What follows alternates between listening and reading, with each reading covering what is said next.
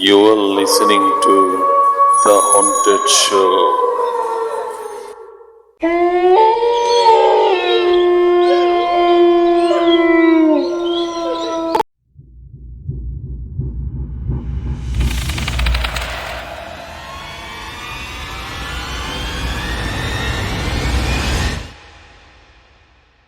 That's right, শুনছেন দি haunted show এবং এই মুহূর্তে শুরু হয়ে গেল দি হন্টেড শো এর 18তম পর্ব। এবং আজ দি হন্টেড শো এর 18তম পর্বে আমরা এতগুলো কাহিনী আছে সেগুলো থেকে একটা মাত্র কাহিনী বলবো। এবং এই কাহিনীটি শুরু করার আগে আমি কিছু কথা বলতে চাই। কথাটা বলতে হলে আসলে অনেক কথাই এসে যায়। ইদানিং সম্ভবত মাইক্রোফোন কোয়ালিটি একটু বাজে হচ্ছে, এটা বিকজ অফ আমি এই মুহূর্তে মানে 17 নম্বর এপিসোড থেকে আমি মোটামুটি বা আপনার দিয়ে বা ল্যাপেল মাইক্রোফোন বা কলা মাইক ইউজ করে আমি কথা বলছি, আপনাদের এখানে রেকর্ডটা হচ্ছে। কিন্তু সমস্যা হচ্ছে যে স্টুডিওতে যখন রেকর্ডটা নিয়ে যাওয়া হচ্ছে তখন সেখানে খুব কি বলবো কোয়ালিটিটা কিন্তু বাজে হয়ে যাচ্ছে।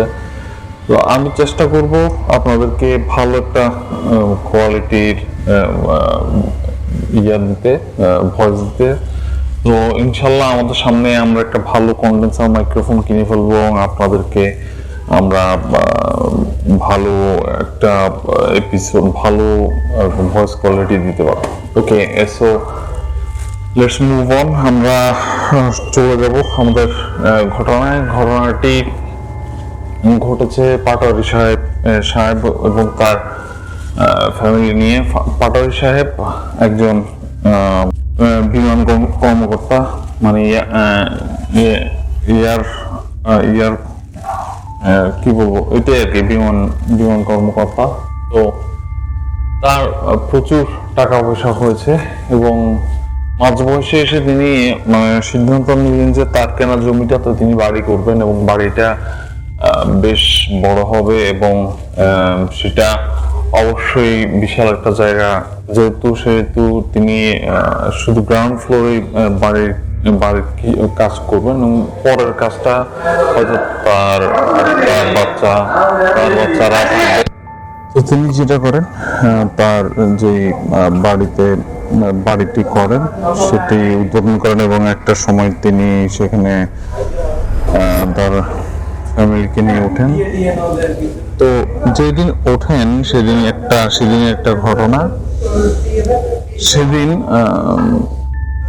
পাটোয়ারি সাহেবের স্ত্রী দেখেন যে তার পাটোয়ারি সাহেবের ঘর মোট 5 জন। তারা পাটোয়ারি সাহেব, তার মা, তার স্ত্রী, তার ছেলে এবং মেয়ে। তার ছেলে বড় এবং তার মেয়ে ছোট। তো পাটোয়ারি সাহেব দেখেন যে তার মেয়ে ঘরে তার দিকে তাকিয়ে যেন হাসছে। পাটোয়ারি সাহেবের স্ত্রীটা দেখে মানে প্রথমে একটু অস্বস্তি ফিল করেন, কিন্তু কিছুক্ষণ পরে আবার তিনি তার কাজ চলে যান। কারণ ঘর নতুন করে সাজানো হয়েছে, নতুন ভাবে করতে তিনি সেগুলো খুব ভালোভাবে করলেন। এবং একটা সময় তিনি যেটা করলেন যে তার মেয়ে ছেলে সবাইকে মানে খাইয়ে রাতের বেলা ঘুম পাড়িয়ে দিলেন। তো পরের দিন সকালে তিনি যেটা করলেন, তার ওয়াইফ যখন নাস্তা দিতে গেলেন তখন দেখলেন যে তার মেয়ে কার সাথে যেন কথা বলছে। তো এত ছোট একটা বাচ্চা এই সময় তার রুমে তার সাথে কে থাকবে? এবং তার মেয়ে খেলতে খেলতে মানে দেখলেন যে তার মেয়ের হাতে কি একটা যেন জিনিসটা দেখা যাচ্ছে এবং তিনি মোটামুটি সেটা অনেক বড় এবং তার হাতে এই জিনিসটা দেখে তিনি বেশ অবাক হলেন। এবং এটা কেমন মনে হচ্ছে অনেক অনেক পুরোনো দিনের যে খেলনাগুলো সেগুলো আতলে তৈরি করা হয়েছে এবং সেই খেলনাটা মোটামুটি মানে বেশ বড় তার মেয়ের হাতের তুলনায়। এবং সেটা দেখে তিনি অনেক ইয়ে করলেন যে তুমি এটা কোথায় পেয়েছো, কেন এটা তুমি ইউজ করছো এবং কেন তুমি এটা হাতে নিয়ে ইয়ে করছো। মেয়ে বলেছে আমি আমি পেয়েছি খেলাটা, আমি খেলবো এরকম। তো তার যে অবস্থা তিনি সেটা তিনি চিন্তা করলেন যে তো একটা সময় তার মানে সে খেলছে একটা সময় সে তার ভাই আসে, তার ভাই কিছু একটা নিতে যায় খাবার থেকে এবং সে চিৎকার করে বাচ্চাটা বলে যে তুমি ওখানে যাবে না, এখানে কোনো কোথাও যাওয়া যাবে না তোমার। এটা শুনে তার ভাই একটু রাগ করে, বলে যে আমি জিনিস নিবো আমার খাবার থেকে, এখানে তোমার কি প্রবলেম, মানে প্রবলেমটা কি। তো এটা শুনে এটা বলে যে ভাইয়া তোমাকে আমি যা বলেছি তাই করো, তুমি ওখানে যাবে না, এখানে যাওয়া যাবে না, এবং এবং এটা করলে কিন্তু সে খুব মাইন্ড করবে। এটা শুনে তার ভাই একটু চমকে ওঠে এবং বলে কি বললো তুমি, কার কথা বলছো তুমি। এটা শুনে মেয়েটা বলছে হ্যাঁ ওখানে আমার ফ্রেন্ড থাকে। তো এদিকে পাটাল সাহেবের মা, তিনি হচ্ছেন অন্ধ, অনেক বয়স হয়েছে তার, এবং তিনি মানে খুব পরেশগার একজন মানুষ, এবং তিনি ফিল করেন যে আশেপাশে কেউ না কেউ আসছে বা তিনি এই আওয়াজগুলো পান। তো একটা সময় তিনি ইয়ে করলেন, মোটামুটি আওয়াজ শুনে তার তিনি রিয়েলাইজ করলেন যে তো তিনি যেহেতু সেন্স করতে পারেন, তিনি মোটামুটি তার ছেলের ওয়াইফকে বললেন, এবং পাটাল সাহেবের স্ত্রী সে কান্না বলে তিনি বুঝলেন যে কিছু একটা সমস্যা হয়েছে বাড়িতে। তো একটা সময় মানে পাটাল সাহেবের মা মানে ইয়ে করলেন যে পাটাল সাহেবের মা ওই 2-3 দিন পরে, মানে ওই বাড়িতে ওঠার 2-3 দিন পরে যখন তিনি ইয়েতে উঠলেন, তিনি হাঁটছেন, হেঁটে যাচ্ছেন, এবং পাটাল সাহেবের ছেলে যেটা বড় সন্তান, সে দেখে যে তার দাদির পিছনে মানে খুব বিভৎস চেহারার একটা মহিলা দাঁড়িয়ে আছে, এবং দাঁত বের করে মানে এক সাইডে মাংস খুলে পড়েছে ঠোঁটের, এবং সেখান থেকে দাঁত বেড়েছে মশে, মানে বিভৎস একটা হাসি দিচ্ছে, এবং হাসিটা দেখে মানে ছেলেটাকে কাঁটা দিয়ে উঠলো এবং চিৎকার করে সে সাথে সাথে ফেন্ট হয়ে যায়। এবং একটা সময় মানে পাটাল সাহেবের ওয়াইফ দৌড়ে আসেন, মানে ছেলেকে মানে জ্ঞান ফেরান এবং ট্রিটমেন্ট করেন, এবং মোটামুটি সেখানে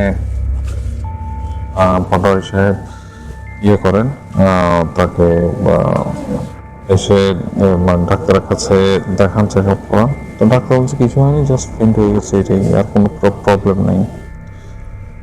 তো একটা সময় পাটাল সাহেব মানে রিয়ালাইজ করতে শুরু করলেন যে বাড়ির ভিতরে কোনো কিছু একটা হচ্ছে, এবং এই প্রবলেমটা বেশ কদিন ধরে হচ্ছে, এবং সেটা মোটামুটি তাদের ভেতরে খুব বড় প্রবলেম করছে।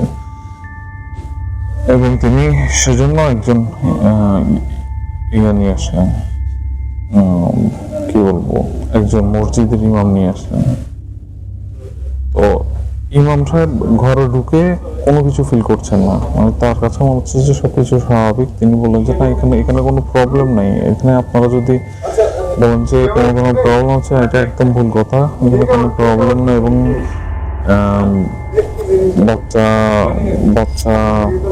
বাচ্চা যদি ঠিকঠাক আচরণ করে তো সেটা ঠিক আছে, কিন্তু আমি বাইরের কোনো সোর্স বা বাইরের কোনো এক্সটার্নাল সোর্স থেকে আমি কোনো কিছু পাচ্ছি না এক্সট্রা, এবং সেটা মোটেও কোনো ধরনের বৈপরীত্যের সৃষ্টি করছে না আপনাদের যে কন্ডিশন বা ইয়ে। তো এটার পরে যে ভাই পাটাল সাহেব মানে আশ্বস্ত হলেন, এবং মোটামুটি এভাবেই চলছিল তাদের দিনকাল।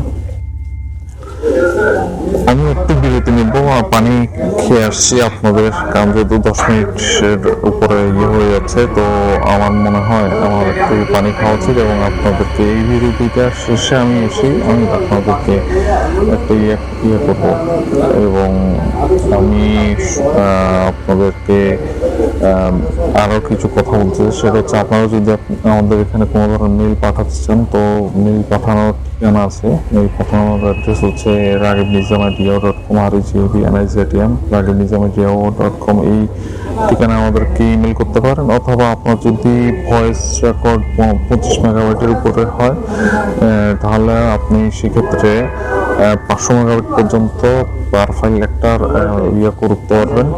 সেই অ্যাড্রেসটা হচ্ছে gpshare.com, ZIPPYSHARE, gpshare.com। এখানে আপনার ফাইলটি আপলোড করে লিঙ্কটা আমাদেরকে জাস্ট ইমেলে দিলে হয়ে যাবে, যে ইমেলটা দেওয়া আছে ragibnizam@yahoo.com। তো আমি চলে যাচ্ছি বিরতিতে, আমি ফিরে এসে আপনাদেরকে সেখানে থেকে আবার শুরু করবো। দ্যাটস রাইট, ফিরে এলাম আমি, রাগিব নিজাম। আপনারা শুনছেন দি হন্টেড শো এর 18তম মেগা এপিসোড। আজকে শুধু একটা ঘটনাই আমরা সবাইকে শোনাবো এবং এটা অনেকক্ষণ ব্যাপী চলবে এবং চলছে স্পেশাল পর্ব, যার নাম হচ্ছে দ্য হন্টেড হাউস। হন্টেড হাউসের ঘটনাটি পাটারি সাহেবের ফ্যামিলির সাথে জড়িত এবং আপনারা সবাই জানেন যে আমরা ফার্স্ট সেগমেন্টে কী কী বলছি। আমি একটা লম্বা বিরতিতে গিয়েছিলাম এবং আপনারা এখন শুনছেন। তো পাটারি সাহেবের মেয়ে একটা সময় মানে খুব পজেসড হয়ে পড়ে এবং তিনি বেশ খানিকটা মানে একাত্ম হয়ে পড়েন এবং ঘর থেকে অনেক আলাদা হয়ে থাকেন এবং একটা সময় মানে তিনি নিজের মায়ের সঙ্গে কথাবার্তা কমিয়ে দেন এবং আস্তে আস্তে যখন বড় হন, মানে তখন পিএসসি সময়ে তখন একটা ঘটনা ঘটে। সেটা হচ্ছে তিনি পিএসসিতে মানে একটা সময় হঠাৎ করে জ্বর আসে এবং তিনি বেশ কিছুদিন অসুস্থ ছিলেন, কিন্তু তার প্রিপারেশন অত ভালো না হওয়ায় তিনি মনে করেছিলেন যে কোনো মতো অ্যাভারেজ পেয়ে তিনি পাশ করবেন, কিন্তু দেখা গেল তিনি এত ভালো রেজাল্ট করেছেন যে মানে সেটা খরচা হয়ে গেল। তো তাকে তার হাজব্যান্ড মানে পাটারি সাহেবের স্ত্রী তার হাজব্যান্ডকে মানে এই জিনিসটা বলেন যখন, যে আমাদের মেয়ে এরকম। তো মেয়ের নাম হচ্ছে সাবরিনা। তো সাবরিনা যেটা করেন যে তার বড় ভাই তখন ক্লাস 9-এ এবং সাবরিনা তখন ক্লাস 5-এ। তো মোটামুটি তাদের দুজনের মধ্যে বেশ কথাবার্তা হতো। তো সাবরিনা একদিন বলছে যে মানে আমার প্লেমেট যেটা আছে মানে সে মানে অনেক ভালো, কি তাকে দেখবি কিনা। ছেলেটা হঠাৎ করে সেটা মনে পড়ছে এবং ছেলেটা খুব ভয় পায়। তো ভয় পেয়ে সে বলে যে না, আমি আর দেখতে চাই না, ওকে আমি দেখছি দাদের পিছনে ছিল একদিন এরকম। তো দাদি যিনি ছিলেন তিনি তখন বেশ অসুস্থ হয়ে পড়েছেন।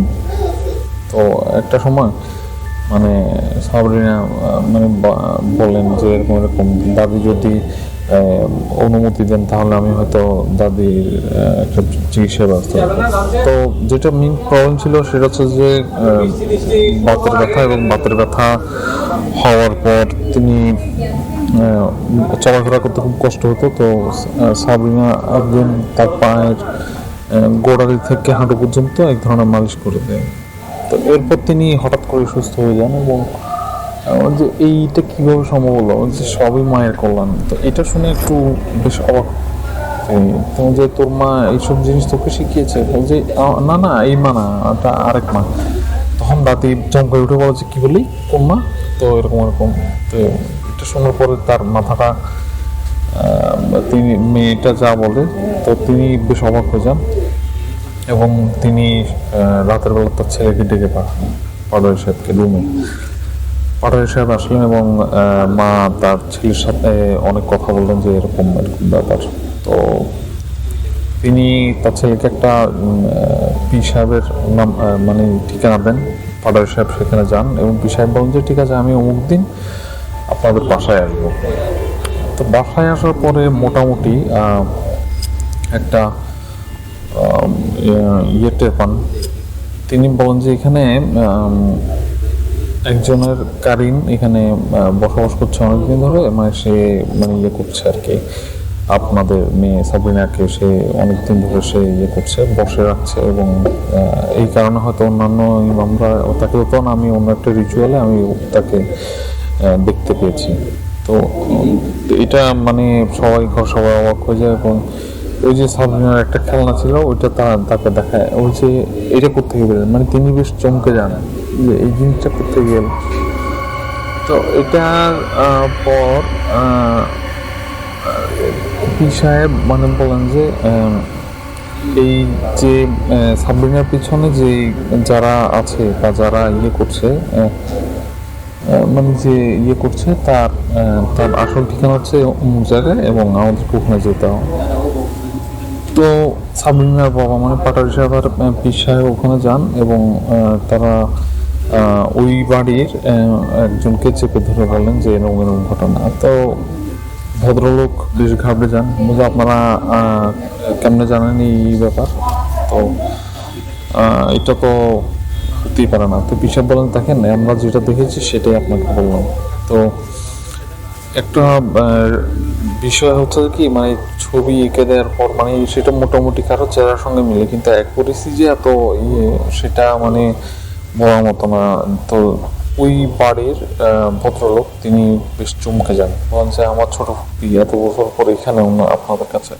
তো বিষয় তাকে বললেন যে এটা আপনার ফুপি নয়, এটা হচ্ছে এমন একজন কারিন যে ফুপির বেশ ধরে মানে ওই বাড়িতে তোমার মেয়েকে ই করছে। তো কথা জানা যায় যে ফুপির যে ভাইপো, সেই ভাইপোর ইয়ের একটা জমি পাটারি সাহেব কিনেন, মানে ভাইপোর মামার বাড়ির একটা জমি পাটারি সাহেব কিনেন, এবং ওখানে তার ছোট ফুপি এবং তার ছোট ফুপা দুজন মিলে কিন্তু ইয়ে করেন, বসতি গাড়েন। তো বসতি গাড়ার পর পাটারি সাহেব যা জানতে পারলেন যে ওই ছোট ফুপি এবং তার হাজব্যান্ড মিলে মানে সংসার করছিলেন, এবং আস্তে আস্তে তিনি কনসিভ করেন, প্রেগনেন্ট হয়ে পড়েন, এবং একটা সময় ওই বাড়িতে আগুন লাগে। তখনকার দিনে তো মানে টিন ইয়ের বাঁশের বেড়ার ঘর ছিল, তো ওখানে আগুন লেগে ওই মহিলাটি প্রেগনেন্ট অবস্থায় মারা যান। এবং তার যে কারেন্ট, সেই কারেন্টটা মানে মোটামুটি ওই বাচ্চাটাকে পছন্দ করে, মানে কারিনের একটা খাস ছিল যে ছোটো ফুপির হয়ে, সে ছোটো ফুপির একটা বাচ্চা খাস ছিল, সেই বাচ্চাটাকে সে লালন পালন করতে পারে না, সে বাচ্চা সহ মারা গেছে পেটে রেখে, এবং বাচ্চাটাকে সে ইয়ে করতে কারেন জিন এই বাচ্চাটাকে মানে সাবরিনাকে সে প্রবেশ করে, তার বাচ্চাটাকে সে ভালো নিজের মেয়ের মতো ইয়ে করে। তো এটাতে মানে পাটারি সে বেশ ভয় পেয়ে যান যে এত বছর, আজকে 6 বছর ধরে আমার মেয়ের মধ্যে পৌঁছাই ব্যাপার, সে 11 বছর হচ্ছে, মানে এই 6 বছর ধরে যদি এই অবস্থা পড়ে থাকে তাহলে তো আমার মেয়ে মানে মোটামুটি ইয়ে হয়ে যাবে। তো পীর সাহেব সেখানে যান, 4টা গজাল মারেন একজন ঘরের চারপাশে, এবং একটা সময় প্যারাক মেরে এবং তার সার্ভিস দিয়ে অনেক কিছু করে অনেক কিছু বের রেখেতেন। তো মোটামুটি চলছিল ভালোই। পাটারি সাহেবের মা খুব সুস্থ স্বাভাবিকভাবে মারা যান, এবং তার কয়েক বছর পরে সাবরিনার ইন্টার পাস করে ফেলেছেন, তিনি ভার্সিটিতে উঠেছেন অনার্সে সেকেন্ড ইয়ারে পড়ছেন। এই সময় তার একটা বিয়ের প্রস্তাব আসে। তো সাবরিনার তখন বিয়ে হয়েছে, এবং সাবরিনা মোটামুটি বিয়ে শাদী করে সংসার করে ইয়ে করেন। তো এরকম মোটামুটি 25-30 বছর পার হয়ে যায়, এবং সাবরিনার ঘরে একটা ফুটফুটে বাচ্চা জন্ম নেয়। তো সাবরিনা সেই বাচ্চার নাম রাখেন যে কি একটা নাম বললেন, নামটা ভুলে গেছি, পাটারি সাহেবের স্ত্রী।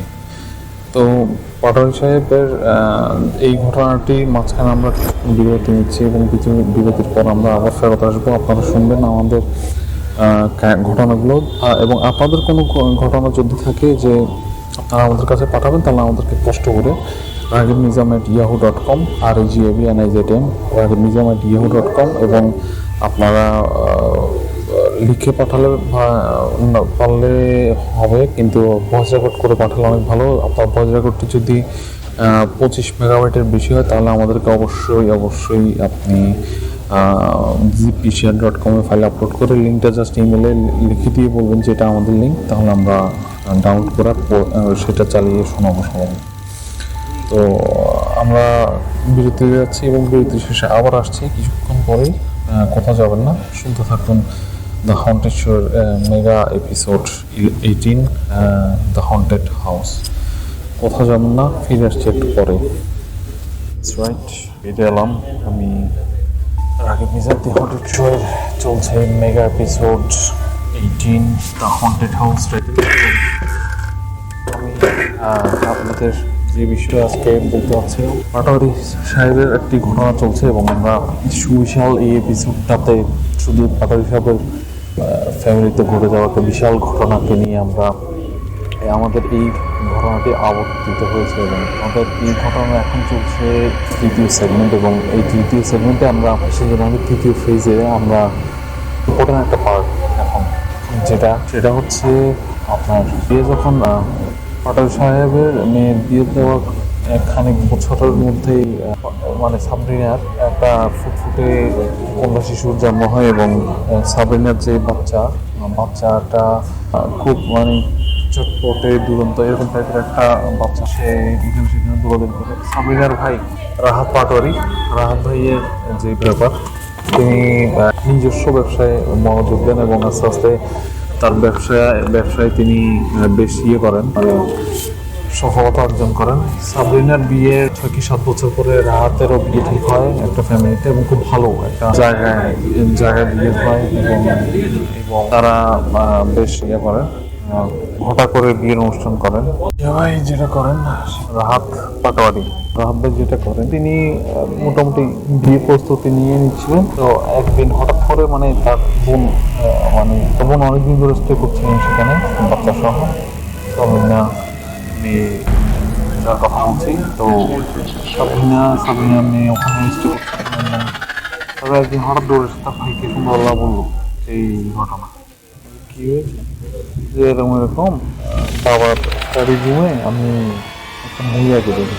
এটা শুনে রাহাত ভাবে যান এবং তার রিকল করতে থাকেন যে কোনো কিছু কি এরকম রিলেটেড আমাদের ছোটবেলা ছিল বা আমরা আশেপাশে ছিল কিনা। তো যেটা বললেন রাহাত সেটা হচ্ছে যে মোটামুটি একটা ফিগার বর্ণনা দিলে সাবরিনা, তো ততদিনে সাবরিনার মন থেকে সেটা ছুটে গেছে, মানে মোটামুটি সাবরিনা ভুলে গেছে যে এরকম টাইপের একটা মহিলা ছিল যাকে সে মা ডাকতো বা সাবরিনা। তো সাবরিনার মেয়ে নাকি সে তার মাকে জিজ্ঞেস করছিল যে মা তোমাকে কি বলে গেছে, তো ওরা হাত পড়ে না, আমাদের না কিছু নেই আমাদের ঘরের কেউ কখনো কিন্তু জানতে পারেনি যে সাবরিনার মেয়ে কিন্তু মোটামুটি এই শুভ সাথে জড়িত। সাবরিনার মেয়ে মানে শুভ সাথে জড়িত বলে সে এগুলো কোনো কিছুই কারণে সে জাস্ট একটা আনমনা বা মানে আনমনে উদাস মনে একটা কাজ করতে পেরেছে। সেটি হলো যে সে বাগানে তার বিল্ডিংয়ের চারপাশে 4টা গজাল মারা ছিল, সেখান থেকে একটা মানে ঘাড়াঘাড়ি করতে গিয়ে একটা গজাল তুলে ফেলে এবং এটাতেই মোটামুটি প্রবলেম হয়ে যায়। আমার মানে যেই ব্যাপারটা আমি এখন আপনাদেরকে যে এই ঘটনা থেকেই কিন্তু সূত্রপাত হচ্ছে আপনাদের সাথে আমি পরিচয় করে দেবো আজাদ ভাইয়ের, এবং আজাদ ভাই রুপাইয়া করেন বা সামথিং এসব ঝাড়ফুঁকের বা চিন্তা ভাবনার কাজগুলো করে তিনি। তো আজাদ ভাই এর শরণাপন্ন হন তারা, যে ঘরে আবার প্রবলেম দেখা দিয়েছে। আমরা কয়েক বছর আগেও মানে একজন বিজ্ঞানী এই কাজগুলো করেছি। তো আজাদ ভাই আসেন সেখানে, আজাদ ভাইয়ের কিছু করেন। তো তিনি এগুলো ঘেটে ঘেটে জানতে পারেন যে এরকম আজাদের যে যারা মানে রাহাত পাটোয়ারি তারা এই জায়গাতে আজকে বহু বছর ধরে আছে এবং সেই বা তাদের সেই ভাগ্নিকা বাচ্চাটা সেই পরিস্থিতি মানে মোটামুটি একটা গজল তুলে হয়েছে এবং সেই এটা এসে সেখানে সব কিছু নষ্ট করে ফেলেছে ইঞ্জিনটা। তো আমরা বেশ কিছু দোয়া বা পানি পড়া দিয়ে দেয় এবং মোটামুটি সেই বিয়ের আগ পর্যন্ত সব ঠিকই ছিল। বিয়ের দিন রাতের বেলা রাহাত যখন তার মানে ঘরে ঢুকে তার ওয়াইফকে নিয়ে, তখন থেকে মোটামুটি উল্টাপাল্টা ঘটনা শুরু হয়। দেখা যাচ্ছে সাবরিনার মেয়ে চোখ লাল করে বসে আছে এবং চুল আলু থালো এবং সে ঘরের কাছে জিনিসপত্র ভাঙচুর করছে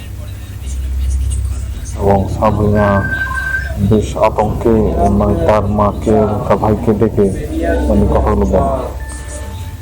তো সেদিন আজাদকে ফোন করে বলে দেওয়া হয় সব কিছু। আজাদ পরদিন আসে এবং সাবরিনার মেয়ে তার নতুন মামির সামনে মোটামুটি সাবরিনার মেয়েকে আনা হয় এবং সাবরিনার মেয়ে যেটা দেখে মানে দেখায় সেটা হচ্ছে যে আজাদ ভাই বসার সাথে সাথে মানে এসে